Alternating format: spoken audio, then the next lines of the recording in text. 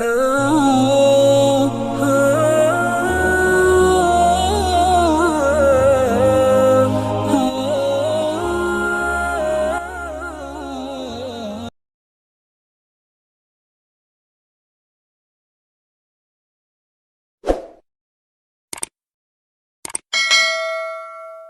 اللہ الرحمن الرحیم الحمد للہ وکفا وسلام علی عبادہ الذین اصطفیٰ اما بعد۔ حضرت یعقوب علیہ السلام کے بچے دوبارہ مصر کی طرف غلہ لینے کے لیے جا رہے ہیں۔ پہلی مرتبہ جب گئے اس وقت بنیامین ساتھ نہیں تھے۔ بادشاہ سے درخواست تھی کہ ایک اونٹ مزید ہمیں غلہ دیا جائے ہمارے بھائی کے لیے۔ حضرت یوسف نے کہا آئندہ سال آپ آؤ تو اپنے بھائی کو ساتھ لے کر آنا، بھائی ساتھ ہوں گے تو میں تبھی تمہیں غلہ دوں گا۔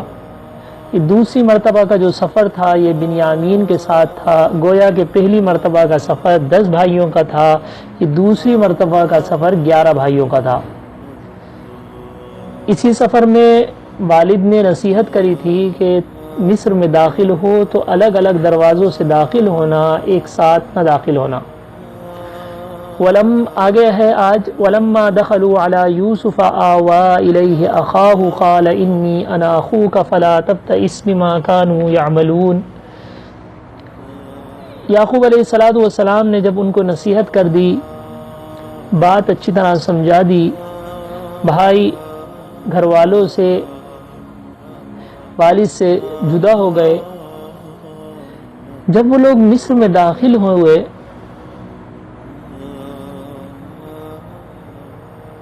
یوسف علیہ السلام پہلے پہچان گئے تھے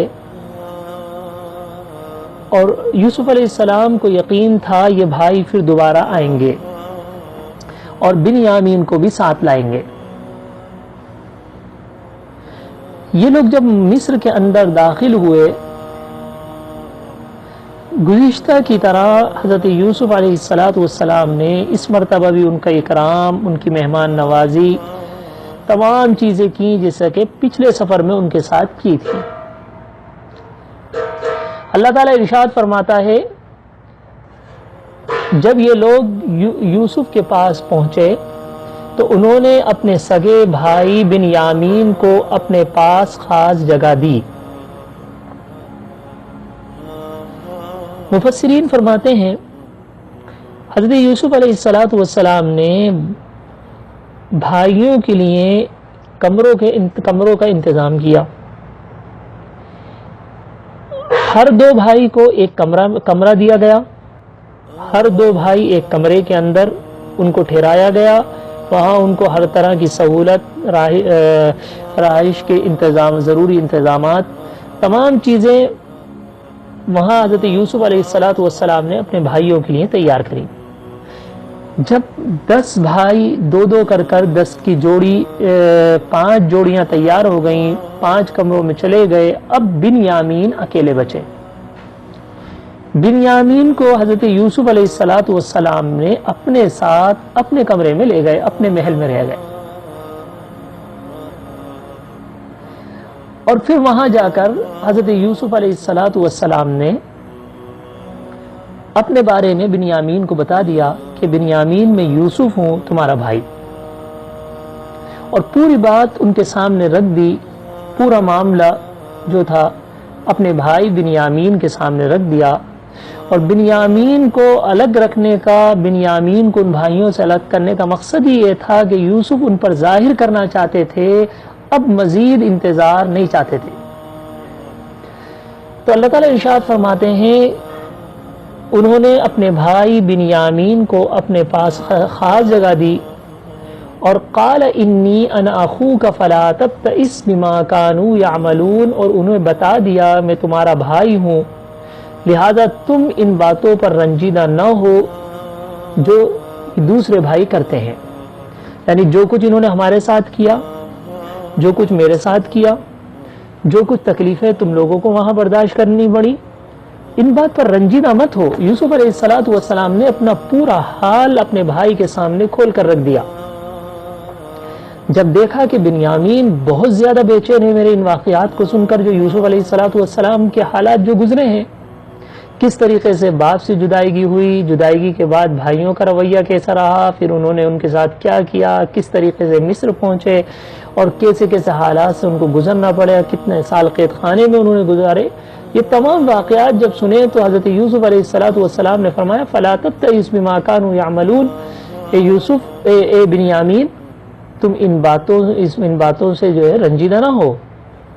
یہ بھائی جو ہمارے ساتھ کرتے ہیں، اس میں رنج کرنے کی بات نہیں ہے، اللہ نے آج ہمیں ملا دیا ہے۔ فَلَمَّا جَهَّزَهُم بِجَهَازِهِمْ جَعَلَ السِّقَايَةَ فِي رَحْلِ أَخِيهِ ثُمَّ أَذَّنَ مُؤَذِّنٌ أَيَّتُهَا الْعِيرُ إِنَّكُمْ لَسَارِقُونَ۔ حضرت یوسف علیہ السلام نے جس مقصد سے بھائی آئے تھے، اس مقصد کے تحت حضرت یوسف علیہ السلام نے ان کا سامان تیار کرایا۔ ان کے لیے جیسے گزشتہ مرتبہ جو سامان ان کو دیا گیا تھا غلہ، وہ غلہ ان کے لیے تیار کرایا گیا، اس کے اندر ان کو 11 بھائی تھے تو 11 اونٹوں کے اوپر ان کے غلوں کو لاد دیا گیا۔ لیکن یوسف علیہ السلام اب مزید بھائی کی جدائیگی نہیں چاہتے تھے، اور ایسے ہی بنیامین بھی بھائی کو چھوڑنا نہیں چاہتے تھے۔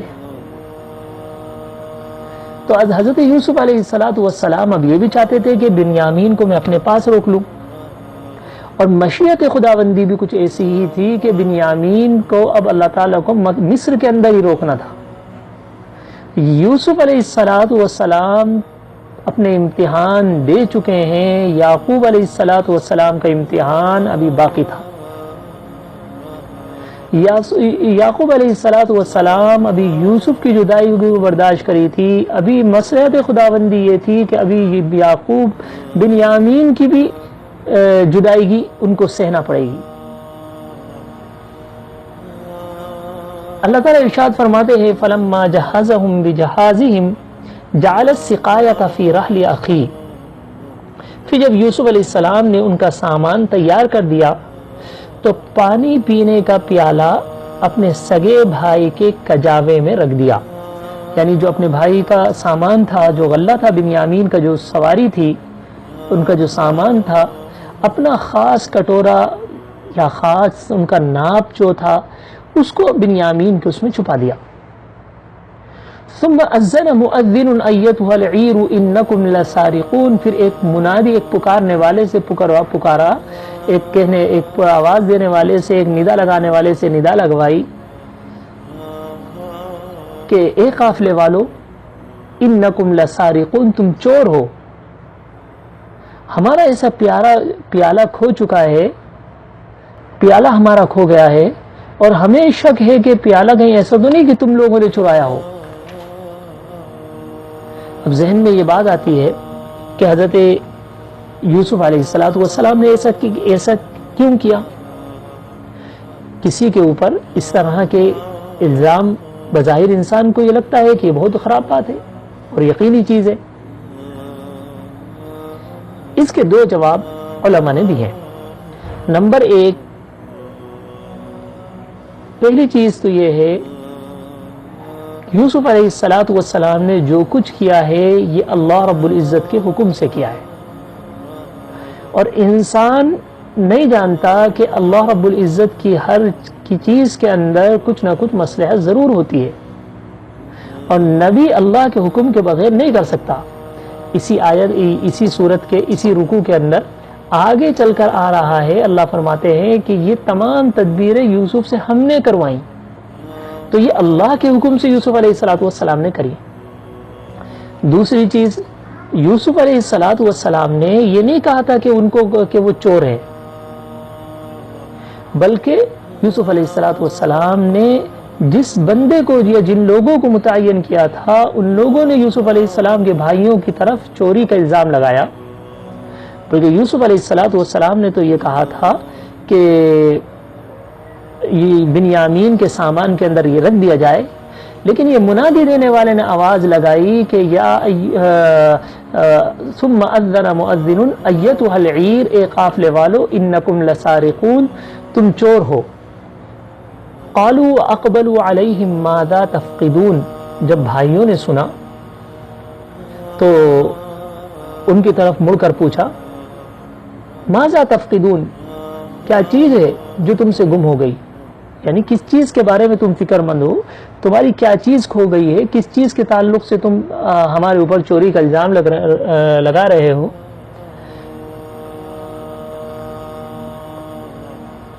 انہوں نے کہا قالوا نفقد صواع الملك ولمن جاء به حمل بعير وانا به زعيم، ہمیں بادشاہ کا پیمانہ نہیں مل رہا۔ وَلِمَنْ جَاءَ بِهِ قَالُوا نَفْقِدُ صُوَاعَ الْمَلِكِ وَلِمَنْ جَاءَ بِهِ حِمْلُ بَعِيرٍ وَأَنَا بِهِ زَعِيمٌ، اور جو شخص اسے لا کر دے گا اس کو ایک اونٹ کا بوجھ انعام میں دیں گے۔ اور وَأَنَا بِهِ زَعِيمٌ، اور یہ جو منادی لگانے والا تھا، جو آواز لگانے والا تھا، وہ کہنے لگا میں اس کا ذمہ داری لیتا ہوں کہ جو ہمیں لا کر دے گا۔ جب بھائیوں نے یہ بات سنی یوسف علیہ السلام کے، تو چونکہ در حقیقتاً انہوں نے کوئی ایسی چیز کری بھی نہیں تھی تو ان کے وہم و گمان میں بھی نہیں تھا، فوراً وہ پریشان ہو گئے اور انہیں یقین سے کہا قالوا تاللہ لقد علمتم ما جئنا لنفسد فی الارض وما كنا سارقین، وہ بھائی بولے اللہ کی قسم آپ لوگ جانتے ہیں ہم زمین میں فساد پھیلانے نہیں آئے، ہم مصر کے اندر، اور نہ ہی ہم چوری کرنے والے لوگ ہیں، ہم نے یہ کام نہیں کیا۔ اس کے اوپر قسم کھائی ان لوگوں نے کہ قسم کھا کر ہم کہتے ہیں کہ ہم کو یہ فساد پھیلانے تھوڑی آئے، ہمیں تو یہ اپنی تکلیف، اپنی مصیبت، اپنی مفلسی اور اپنی یہ قحط سالی ہمیں یہاں کھینچ کر لے کے آئی ہے، ہم تو اور شکر مند ہیں آپ لوگوں کے، ہم نے کوئی ایسا کام نہیں کرا، ہم چور نہیں ہیں۔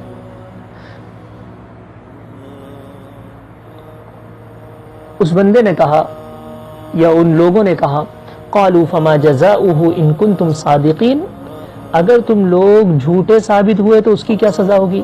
ٹھیک ہے تم کہہ رہے ہو ہم ایسے نہیں ہیں، ٹھیک ہے ہم تمہاری چیکنگ کریں گے، اگر تم لوگ ایسے ہی ہوئے، تم نے ہی اس کو چرایا ہے تو پھر کیا مسئلہ ہے؟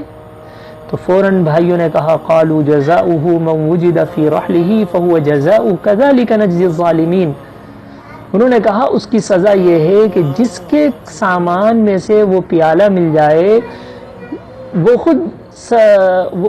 خود سزا میں لے لیا جائے، جس کے بھی سامان میں سے وہ ملے گا اس بندے کو ہم آپ کے حوالے کر دیں گے، وہ آپ ہی کا ہے۔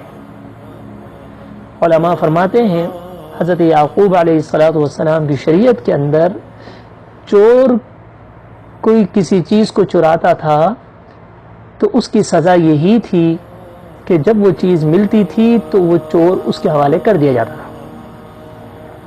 بھائیوں نے بھی چونکہ یعقوب علیہ السلام کے دین پر تھے، فوراً انہوں نے یہ کہا قالوا جزاؤه من وجد في رحله فهو جزاؤه، ہم میں سے جس کے سامان میں سے بھی وہ پیالہ یا وہ چیز جو تم ڈھونڈ رہے ہو نکل آئے گی وہ بندہ تمہارا ہے۔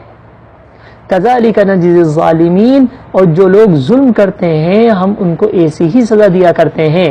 یہ بھائیوں نے اقرار کیا کہ ہمارے یہاں اس طرح کی چوری کی سزا ہمارے یہاں یہی ہے۔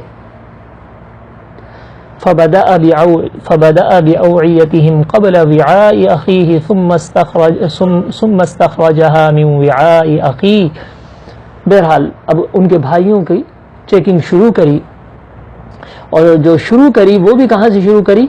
بنیامین کے سامان میں سے شروع نہیں کری، چنانچہ یوسف علیہ السلام نے اپنے دوسرے بھائیوں کے تھیلوں سے تلاشی شروع کری، اور پھر جو ہے آخر کے اندر نمبر آیا بنیامین کے سامان کا۔ جب بنیامین کا سامان چیک کیا گیا تو ثم استخرجها من وعاء اخی، تو پھر وہ پیمانہ بنیامین کے اس میں سے نکل آیا۔ اللہ تعالیٰ ارشاد فرماتے ہیں كذلك كدنا ليوسف ما كان ليأخذ أخاه في دين الملك إلا أن يشاء الله، یہ ہے اس کا جواب کہ یوسف علیہ السلام نے کس طریقے سے یہ پورا ترکیب بنائی اپنے بھائی کو یہاں روکنے کی، بنیامین کو اپنے پاس رکانے کی، یہ پوری ترکیب بنائی۔ اللہ تعالیٰ اس کے بارے میں ارشاد فرماتے ہیں کذالک کدنا لیوسف، اس طرح ہم نے یوسف کے خاطر یہ تدبیر کری۔ اللہ فرما رہے ہم نے کری یہ تدبیر، ہم نے کروائی یوسف کے ذریعے سے۔ ما کان لیأخذ اخاہ فی دین الملک الا ان یشاء اللہ، اگر یہ مشیت نہ ہوتی تو یوسف کے لیے ممکن نہ تھا کہ وہ بادشاہ کے قانون کے مطابق اپنے بھائی کو اپنے پاس رکھ لیتے، یعنی کوئی جواز نہیں تھا کہ وہ کسی طرح بھی اپنے بنیامین کو اپنے پاس رکا لے۔ ان کو بنیامین کو رکانے کا صرف ایک ہی طریقہ تھا، وہ یہی طریقہ تھا جو اللہ تعالیٰ فرماتے ہیں تم اوپر سے سنتے ہوئے آ رہے ہو کہ کس طریقے سے یوسف علیہ السلام کے ذریعے سے اللہ تعالیٰ نے ایک ترتیب بنائی اور بنیامین کو رکنے کا ذریعہ وہ یہاں بنی۔ اللہ تعالیٰ ارشاد فرماتے ہیں نرفع درجات من نشاء وفوق كل ذی علم علیم، اور ہم جس کو چاہتے ہیں اس کے درجے بلند کر دیتے ہیں، اور جتنے علم والے ہیں ان سب کے اوپر ایک بڑا علم رکھنے والا موجود ہے۔ یعنی یہ سارے بھائی خوشی خوشی یہ سمجھ رہے تھے ہم نے اپنے مقصد کو پا لیا ہے، لیکن ان کو یہ علم نہیں تھا کہ چلتے چلتے یہ بھی ہونے والا ہے۔ کوئی شخص کتنا ہی بڑا علم کا دعویٰ کرتا ہو، اللہ تعالیٰ کا علم اس پر یقیناً فائق ہے۔ تو خلاصہ کیا نکلا کہ حضرت یوسف چاہتے تھے کہ بنیامین میرے پاس رک جائے، بنیامین بھی نہیں چاہتے تھے کہ میں بھائی کی جدائی کی اب مزید مجھ سے برداشت نہیں ہوتی، میں بھائی کو نہیں چھوڑ سکتا۔ دوسری مشیت خداوندی یہ تھی کہ اللہ تعالیٰ مزید ابھی یعقوب علیہ السلام کا امتحان لینا چاہتے تھے۔ ابھی اللہ نے یعقوب کا ایک دل کا ٹکڑا لیا تھا، اب اللہ چاہتے تھے کہ یعقوب کی ایک اور دل کا ٹکڑا بنیامین کو بھی میں ان سے لے لوں اور ان کی آزمائش اور امتحان مزید بڑھ جائے۔ اللہ کا نظام ہے اور اللہ کی کوئی چیز حکمت سے خالی نہیں ہوتی۔ اللہ تعالیٰ کا کوئی کام کوئی چیز اللہ کی حکمت سے خالی نہیں ہے، ہر چیز کے اندر حکمت ہے، وہ الگ بات ہے کہ انسان کو نظر نہیں آتی۔ تو جب انہوں نے دیکھا کہ بنیامین کے سامان سے نکل گیا ہے، بنیامین کے سامان سے کٹورا نکلا ہے، تو فوراً بھائیوں نے کہا قالوا ان یسرق فقد سرق اخ له من قبل، وہ بھائی بولے کہ اگر اس بنیامین نے چوری کی ہے تو کوئی تعجب کی بات نہیں ہے، کیونکہ اس کا ایک اور بھائی تھا وہ بھی پہلے چوری کر چکا ہے۔ یعنی یوسف علیہ السلام کے لیے کہتے ہیں کہ وہ بھی اس سے پہلے جو تھا وہ بھی چوری کر چکا ہے، اب بنیامین نے کر لیا تو کون سا اتنا بڑا تعجب کی بات ہے۔ انہوں نے یوسف علیہ السلام کی طرف جو چوری کی نسبت کری اس کے دو جواب ہیں۔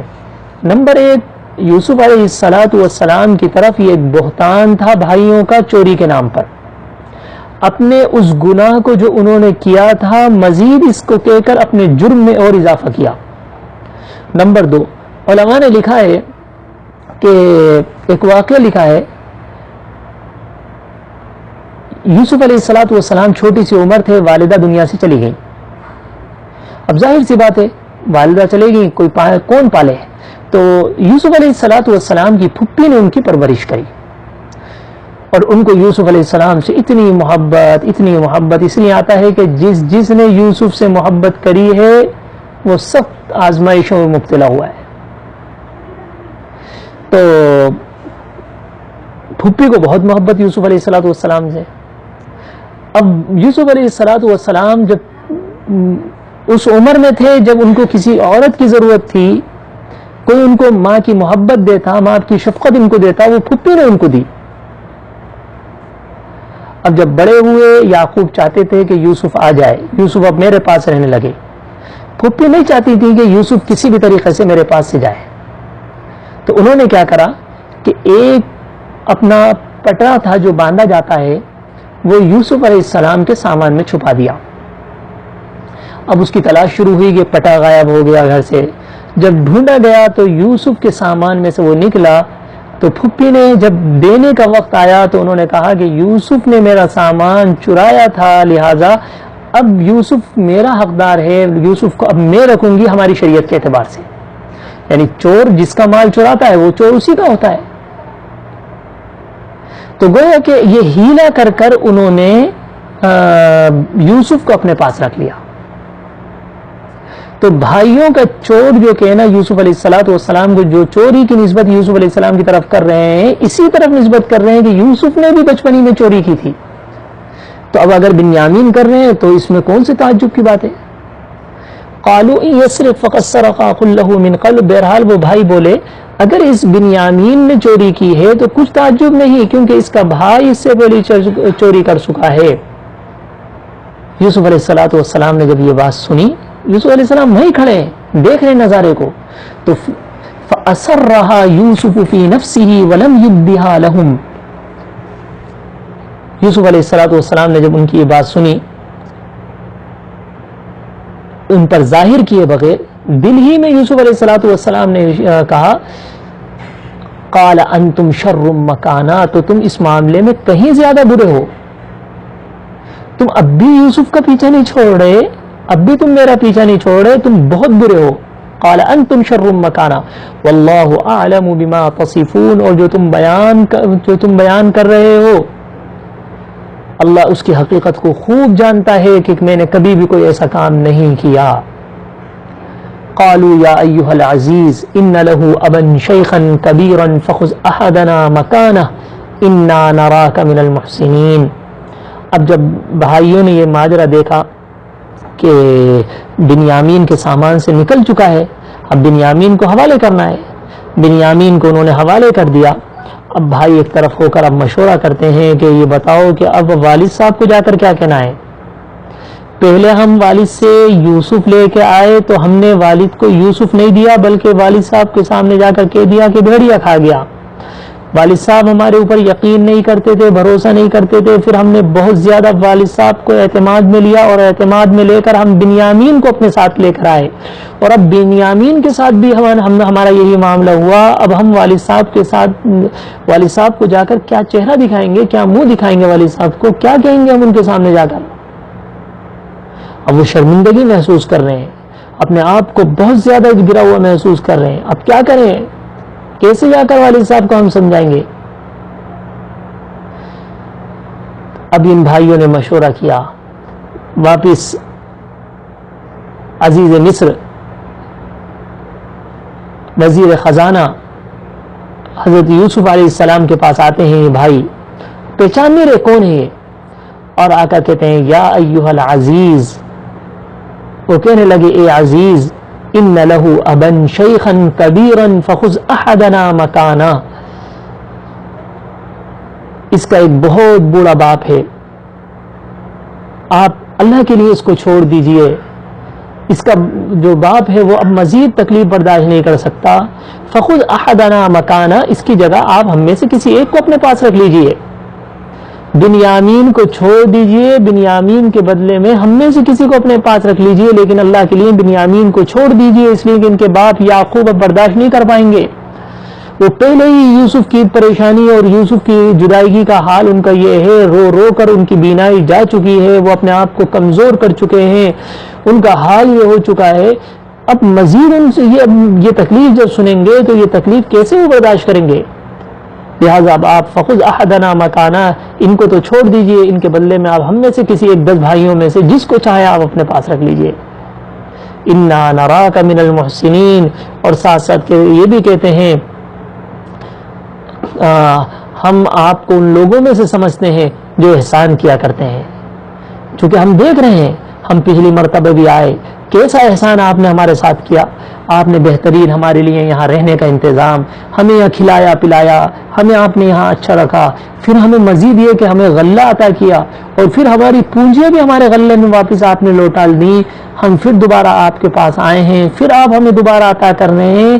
تو اسی کا حوالہ دیتے ہوئے بھائی کہہ رہے انا نراک من المحسنین، آپ ہمیں بڑے نیک نظر آتے ہیں.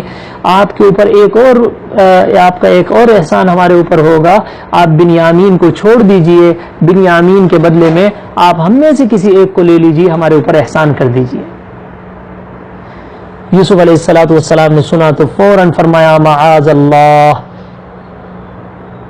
ان نأخذ الا من قال معاذ اللہ ان نأخذ الا من وجدنا متاعنا عنده انا اذا لظالمون. یوسف علیہ الصلوۃ والسلام نے فرمایا اس ناانصافی سے تو میں اللہ کی پناہ مانگتا ہوں. جس شخص کے پاس ہماری چیز ملی ہے اس کو چھوڑ کر کسی اور کو پکڑ لیں. اگر ہم ایسا کریں گے تو یقینی طور پر ہم ظالم ہوں گے. جس نے جرم کیا ہے سزا اس کو ملنا چاہیے. جرم کسی نے کیا ہے سزا کسی اور کو ملے. فرمایا کہ یہ شریعت اجازت نہیں دیتی. تم تو جانتے ہو, تم سمجھتے ہو, تم ایسی باتیں کر رہے ہو. تم نے تو خود ہی نے یہ بات کہی تھی کہ قالوا جزاؤہ, تم نے یہ بات کہی تھی کہ جس کے سامان کے اندر بھی وہ چیز ملے اس کو تو رکھ لینا. یہ تم نے کہا تھا, اور بتاؤ تمہاری شریعت کے اندر ہے یا نہیں ہے یہ بات. بھائی اقرار کرتے ہیں. تو کہنے لگے کہ پھر میں ظالم کیسے بن جاؤں کہ جس نے یہ جرم کیا ہی نہیں میں اس کو رکھ لوں اپنے پاس اور مجرم کو چھوڑ دوں. کہنے لگے معاذ اللہ, میں ایسا نہیں کر سکتا. لہٰذا یوسف علیہ الصلوۃ والسلام نے ان کو منع کر دیا. تو خلاصہ جو ہے آج کی تمام رکوع کا ہمارے سامنے ہی آیا ہے. اللہ رب العزت کی کوئی چیز حکمت سے خالی نہیں ہوتی. اللہ تعالیٰ ایسی چیزیں اپنے بندوں سے کرواتے ہیں, انبیاء علیہ الصلوۃ والسلام سے ایسی چیزیں کرواتے ہیں, اور انبیاء علیہ الصلوۃ والسلام اپنی طرف سے کچھ نہیں کرتے. جو کچھ ہوتا ہے اللہ کے حکم سے ہوتا ہے. اور انسان کی آزمائش پہ در پہ بعض دفعہ آتی ہیں, جیسے ہم دیکھ رہے ہیں حضرت یعقوب علیہ الصلوۃ والسلام نے کتنے لمبے وقت تک اپنے بیٹے یوسف کی جدائی برداشت کری تھی. اب وہ گھڑی یعقوب علیہ الصلوۃ والسلام کے لیے پھر آ گئی ہے کہ وہ اب مصیبت ختم ہونے کی بجائے بنیامین کی طرف سے بھی اب تکلیف آ گئی ہے. بنیامین کی جدائی کی بھی اب یعقوب علیہ الصلوۃ والسلام کو برداشت کرنا پڑ رہی ہے. تو اللہ رب العزت اپنے بندوں کو آزماتا ہے, اور بعض بندوں کی آزمائش بڑی خطرناک ہوتی ہے, بڑی سخت ہوتی ہے. اللہ تعالی ہم سب کو آزمائش و امتحان سے اللہ ہماری حفاظت فرمائے. ہم کمزور بندے ہیں, اللہ ہم اس قابل نہیں آزمائش امتحان دے سکیں.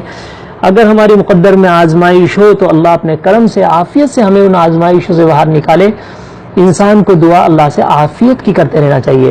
اللہ کے نبی صلی اللہ علیہ وسلم نے اسی بات کو پسند فرمایا ہے, اور آپ صلی اللہ علیہ وسلم اپنی امت کو بھی ترغیب دیا کرتے تھے کہ تم اپنے اللہ سے عافیت کے طلبگار ہوا کرو, اللہ سے عافیت مانگا کرو. اس لیے میں گزارش کرتا ہوں سبھی سے کہ ہم اپنی دعاؤں کے اندر اس دعا کو ضرور شامل کر لیں. چھوٹی سی دعائیں, اللہم انی اسألک العفو والعافیہ فی الدنیا والآخرہ. اے اللہ میں دنیا اور آخرت کی عافیت آپ سے طلب کرتا ہوں. اے اللہ میں دنیا اور آخرت دونوں کی عافیت تجھ سے مانگتا ہوں. اللہ کے نبی صلی اللہ علیہ وسلم کے بارے میں آتا ہے ہر دعا میں یہ دعا لازمی مانگا کرتے تھے.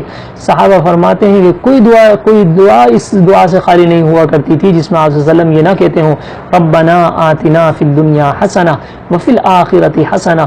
اس کے اندر بھی اللہ کے نبی صلی اللہ علیہ وسلم نے دنیا اور آخرت دونوں کی بھلائی اللہ سے مانگی ہے.